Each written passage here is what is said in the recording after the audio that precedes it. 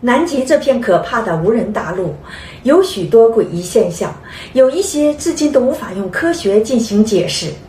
大家好，我是安娜，今天我就来跟大家聊聊南极的10大神秘现象。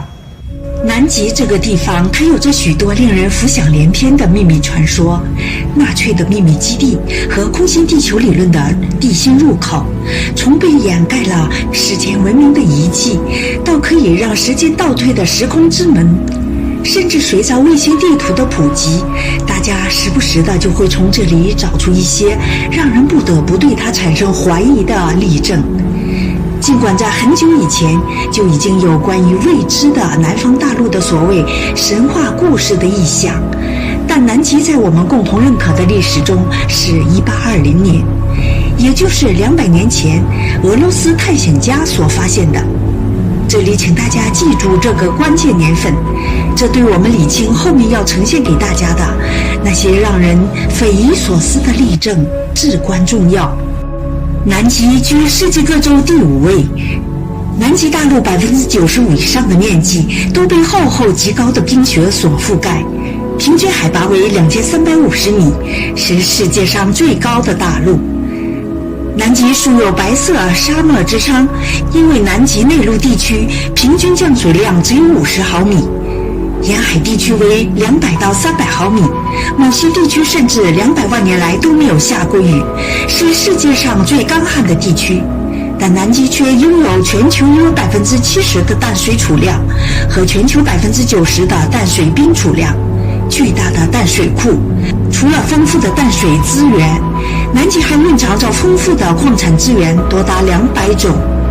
南极地区的煤矿储藏量为5000亿吨，天然气储藏量为5万立方米，石油储藏量为1000亿桶。南极可谓是一个超大的聚宝盆。在归属上，南极大陆不属于任何国家，是这个地球上唯一一块不属于任何国家的大陆。1959年12月1日，10几个国家签署了在美国华盛顿制定的南极条约。这份条约规定的南极属于全人类共同的财产。为了保护南极环境，条约里规定了许多的限制，造成普通人无法再进入南极腹地。现在的南极旅游也仅仅是在南极外围转一圈而已。除去广阔的面积和丰富的资源，南极最为人熟知的就是极为恶劣的环境。南极大陆是世界上最寒冷的大陆，人类在地球上探测到的最低温度是89.2度。就是在1983年前苏联的沃斯托克南极考察站探测到的南极不仅是世界上最冷的地方，也是世界上风最大的地方。那里平均每年8级以上的大风有300天。法国的迪尔维尔南极考察站甚至曾经观测到风速达每秒100米的飓风，这相当于12级台风的3倍，是至今世界上记录的最大风速。因为环境的极端恶劣，再加上南极公约的约束，所以南极大陆上面只有一些各国设立的科学考察站和为数不多的科考人员，导致本就充满神秘色彩的南极更为神秘。一直以来，对于这片神秘的土地，大家都充满了好奇。这些年来，得益于科技的进步，一些科学家或者是爱好者通过卫星照片在南极发现了许多诡异的现象。比如有网友通过谷歌地球在南极发现了几座疑似金字塔的物体。从照片上看，这是几座巨大的三角形结构。有很多人认为这些神秘的三角形结构是类似于埃及金字塔的史前建筑，并将它们作为南极此前的存在，也作为史前文明的证据之一。虽然目前没有任何一个正规的科学机构认可这种猜测，但现在网上总时不时的会出现有关于南极以前存在过史前文明的消息。比如前些年，有一名外国网友在网上传了一段视频，视频上清楚地显示，在南极发现了一张超级清晰的诡异人脸。这个类似于人类的东西有着细长的眼睛，鼻子和嘴巴。有许多人看了之后认为这不是自然风和低温造成的，而是南极史前文明的痕迹，因为它看起来有些像传说中的阿努纳奇。甚至有眼尖的网友在利用谷歌地图查询南极冰雪景象的时候，发现了一个疑似 UFO 降落的照片，并且把照片晒到了网上。只见在一望无际的草原上，诡异地出现了一个迷之凸起物。更神奇的是，它的背后还有长长的滑行痕迹，一直延伸到了好几公里外的山脉脚下。因此网友推测可能是某些神秘的飞行物，因为撞到了雪山，从而坠毁到了南极。不过也有人不认为这种猜测，他们认为这只是巨石或者是巨大的冰块从山川滑落遗落的痕迹。还有人在谷歌地图上发现，南极有一个神秘的椭圆形的穹形结构，长170米，宽120米。这种几何结构的东西像是自然形成的，所以有人怀疑这可能是一个椭圆形的史前痕迹。还有这张照片上显示，在南极的某个地点有一排不知道是什么东西，它们排列得非常整齐，而且笔直，彼此之间看起来非常的像，就像复制粘贴出来的一样。这很明显不像是自然所形成的东西。其实关于南极的奇怪照片还有许多种种的迹象，似乎都说明在南极被冰封的大陆下面隐藏着一个不为人知的东西。更有许多人猜测，这些疑似人工建造的结构可能与外星人或者传说中的地理人有关。但是这两种猜测远没有说南极的种种异常可能跟史前文明有关来得更加有说服力。爱因斯坦曾经就认为，1万多年前北极并不存在现在的北极点上，而是今天的加拿大北海岸附近。南极也不在现在的南极点上，而是位于温带地区。那个时候气候温度均适合生命存在的南极。大陆也曾经孕育出了一个高度文明的远古文明。然而好景不长，因为地壳发生了逆时针大转动，北极漂移到了今天的位置，南极也漂移到了现在的冰天雪地的南极点。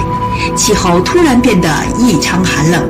原本生气勃勃的大陆就此被冰雪所覆盖，南极史前的高级文明也就此随之消失了。事实上，远非只有爱因斯坦一人持有这种观点。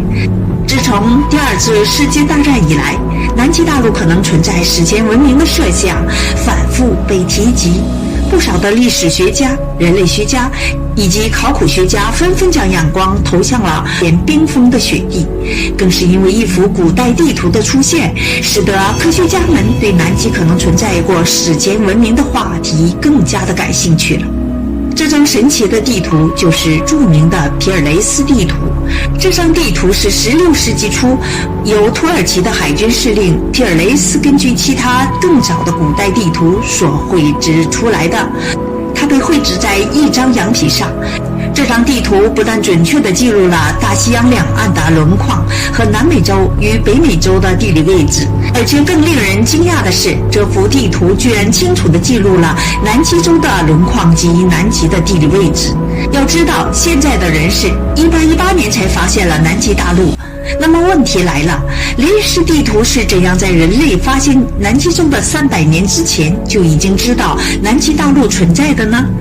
而且雷斯地图上画的还是南极大陆没有冰封前的样子，并且准确地标注了南极内陆的地形、山脉与河流。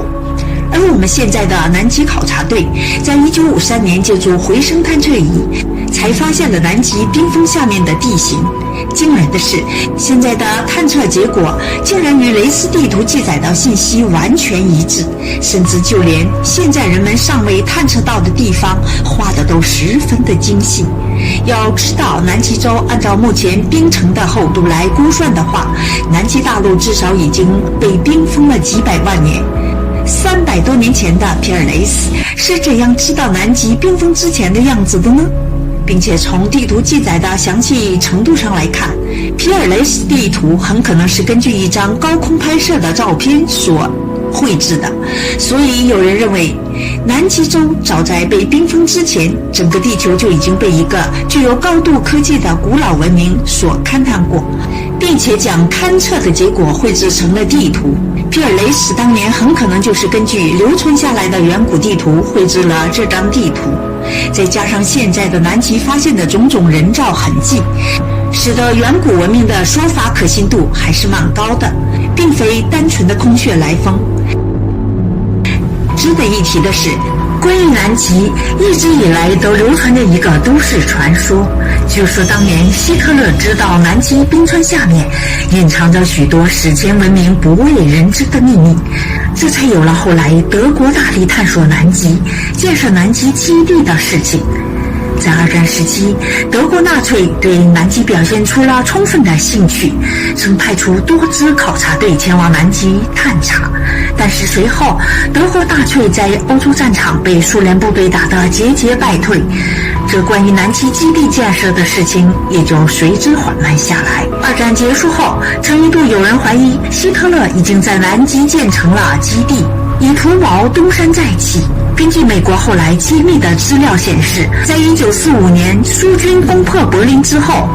这德国海军所装备的50多艘 U 型潜艇曾神秘地开往某地。与此同时，2000多名为德国服务的科学家也随之不见了。于是一度传言这些科学家或者是坐着 U 型潜艇前往了南极。这批潜艇与科学家的神秘消失，使得纳粹德国在南极建设基地的传说一度风起。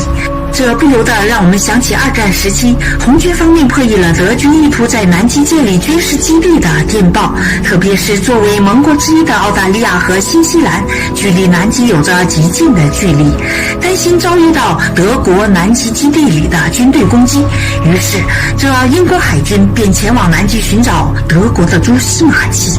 但是并未寻出任何痕迹。而后这希特勒虽然孙死了，但是关于其死亡的传说也是林林总总，甚至有疯狂的阴谋论怀疑希特勒当年坐着潜艇与这批科学家一起前往了南极。虽然纳粹在南极基地的说法听起来非常的荒谬，而且缺乏证据，但是随后发生的几件事让这种说法变得更为诡异，使更多的人开始关注或者开始相信了这种说法。二战结束后的1946年12月，美国五角大楼开始了一项名为高空坠落的绝密行动。这次行动派遣了4700名士兵和13艘舰船，还有大量的飞机前往南极执行所谓的勘测开发南极矿场的任务。但是有人猜测美军的这次行动其实是为了到南极去寻找希特勒的秘密基地，想要获取德军的科学成果。不然为什么战争已经结束了，美国还要出动这样庞大的舰队？所以这次行动称得上是疑点重重，甚至在该次行动中有3名美国士兵命丧南极，尸骨无归，就连发起这绝密行动的美国退役海军部长也因为患上了精神疾病自杀身亡。这空军降落行动自此成为美国历史上的秘密之一。这次行动无疑使德国纳粹在南极建立基地的说法多了几分可信度，而纳粹在南极设立基地的原因又很可能与寻找传说中的史前文明有关。南极冰原下的神秘现象很多，形成的原因也很多解释。随着人类科学水平的不断提高，探测手段的不断加强，也许在不远的将来，它终将被剥去神秘的外壳，彻底暴露在我们面前。节目的最后，亲爱的观众朋友们，别忘了点击订阅解密频道，同时也别忘了打开小铃铛，这样我在TV位更新时就会第一时间的通知你。非常感谢大家的收看，我们下期见，拜拜。